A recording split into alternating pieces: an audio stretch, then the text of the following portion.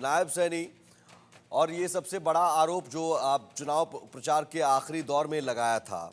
मैं विपिन जी भी यहाँ पर हमारे साथ जुड़े हुए हैं, विपिन शर्मा जी, जो नायब सैनी ने कहा, क्या आखिरी कील साबित हुआ अरविंद केजरीवाल के लिए वो आरोप लगाना कि साहब यमुना में जहर मिलाकर भेज रहे हैं? लोग समझ गए कि यार ये तो अति हो गई, मतलब हद है। अति सर्वोवर्जिता, तो यहाँ पर इसमें कोई शक शुबा नहीं, कोई गुंजाइश नहीं बचती।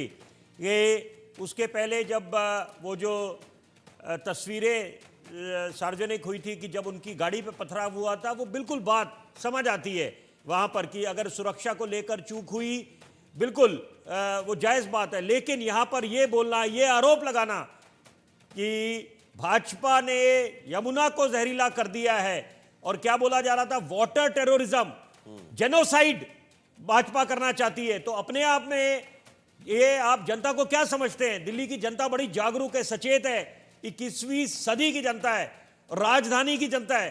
तो यहां पर भली भांति पता है कि कौन राजनीति कर रहा है। और आज क्योंकि ये भाजपा की वापसी हुई है, दिल्ली में डबल इंजन की सरकार होगी। लेकिन इस बीच में एक आंकड़ा जरूर बोलना चाहूंगा। देखिए, जहां तक कांग्रेस की बात है, क्योंकि अभी आप लोग जिक्र कर रहे थे, रितु जी भी यहां पर है चर्चा में, तो दो बातें उभर के आई हैं कि एक तो ये चिंता का विषय यह है कि तीसरी बारी Congress party, grand old Congress party, स्वर्णिम इतिहास वाली कांग्रेस पार्टी, वो दौर भूलना नहीं चाहिए 1998 से लेकर 2013, जब मुख्यमंत्री शीला दीक्षित जी थी और प्रदेश अध्यक्ष चौधरी प्रेम सिंह थे। और अभी तीसरी बारी, जैसे हैट्रिक होती है, तीसरी बारी डक, मतलब जैसे बैट्समैन डक पे आउट हो जाता है, खाता नहीं खोल पाई है। लेकिन संतुष्टि इस बात से हो सकती है कि दो कीर्तिमान, मैं बड़ी जरूरी बात बोलने जा रहा हूं, दो कीर्तिमान आज भी कांग्रेस के नाम है। पहली बात कि 12 साल का कार्यकाल अरविंद केजरीवाल जी का यहां पर, और 2015 से 2000, यहां पर सबसे जरूरी बात है कि गौरतलब बात यह है कि 2013 से, और दूसरी बात है कि 15 साल का कार्यकाल रहा है शीला दीक्षित जी का 1998 से लेकर 2013, तो 15 बनाम 13 साल, 12 साल, पहली बात। दूसरी बात है चौधरी प्रेम सिंह का जो कीर्तिमान है, वो ऐसा प्रतीत नहीं होता कि कोई भी विश्व में तोड़ पाएगा। 50 वर्षों से ज्यादा अपनी सीट से हारे थे नहीं, अंबेडकर नगर से चुनाव लड़ा करते थे, Guinness book of world record में दर्ज है। तो कहने का मतलब यह हुआ सरल भाषा में कि कांग्रेस ने बड़े महानुभाव दिए, वो भी एक स्वर्णिम दौर था। लेकिन क्या कारण है कि कांग्रेस जनता की नब्ज, खासतौर पे दिल्ली वासियों की नब्ज समझने में असमर्थ रही है? ये मुझे लगता है मंथन करना चाहिए।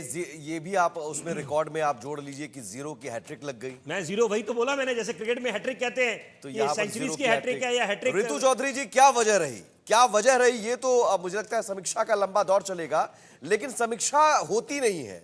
मैं इसलिए कह रहा हूं कि समीक्षा के बजाय, महाराष्ट्र चुनाव पर समीक्षा करने के बजाय आज भी महाराष्ट्र चुनाव को लेकर राग अलापा जा रहा है। चुनाव आयोग ने ये गलती कर दी, वोटर बढ़ा दिए गए, गड़बड़ी हो गई।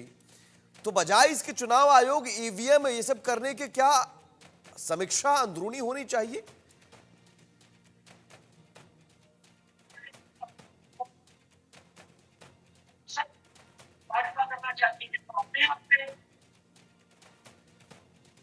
आपकी आवाज क्लियर नहीं आ रही है, अनम्यूट कर लीजिए।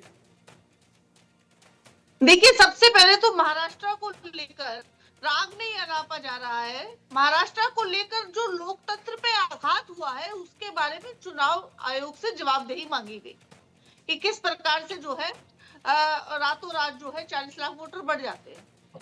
खैर, लेकिन हम दिल्ली की बात करें तो दिल्ली में भाजपा की एंट्री कितने साल बाद हुई? आप बताइए, 6 टर्म्स हो गए इनको इंतजार करते हुए